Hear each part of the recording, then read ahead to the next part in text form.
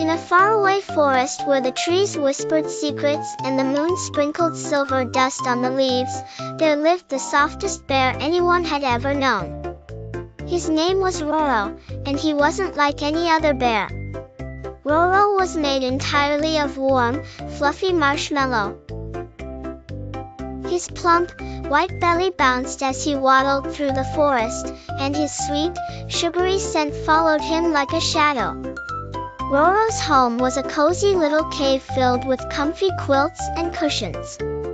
It was a place where anyone was welcome, especially those in need of a marshmallow hug.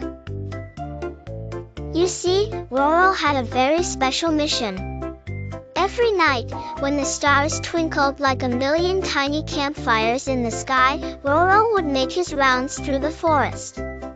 The forest was also home to other snuggly creatures like Susie the sleepy squirrel, Lila the little owl, and Max the moody mouse. While Susie loved to chatter in her dreams, Lila preferred reading star maps under moonbeams, and Max often complained about how the cheese was always better on the other side of the field. One chilly night, as the breezy wind rustled through the leaves, Max the moody mouse snuggled into his tiny burrow. Feeling rather alone, that evening, he had grumbled to himself about how nobody understood his desire for the finest cheese platter. But all his grumbling just made him feel lonelier than ever. Roro, who had an incredible sense for sniffing out loneliness, snuggled into Max's burrow with a gentle smile. "Need a hug, Max?" he asked in his gooey, soft voice. Max looked up, surprised at first. But he couldn't resist Roro's comforting embrace. As he nestled into Roro's marshmallow fluff, Max could feel a warm, sugary peace spread over him. "Thanks, Roro," he whispered, a soft smile replacing his usual frown.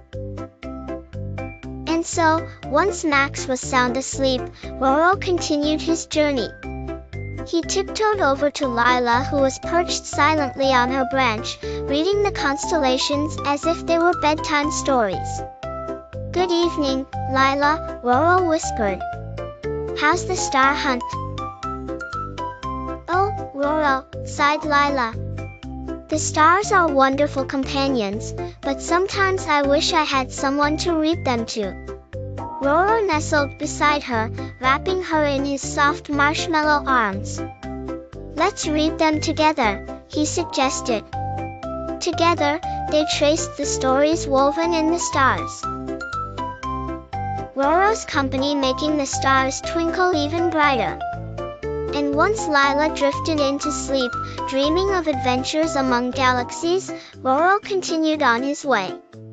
Lastly, there was Susie the squirrel, who was feeling too excited to sleep, her mind buzzing with tales of acorns she hadn't found yet. Roro found her bouncing in her sleep. He whispered softly, "Susie, how about a marshmallow hug to settle you down?"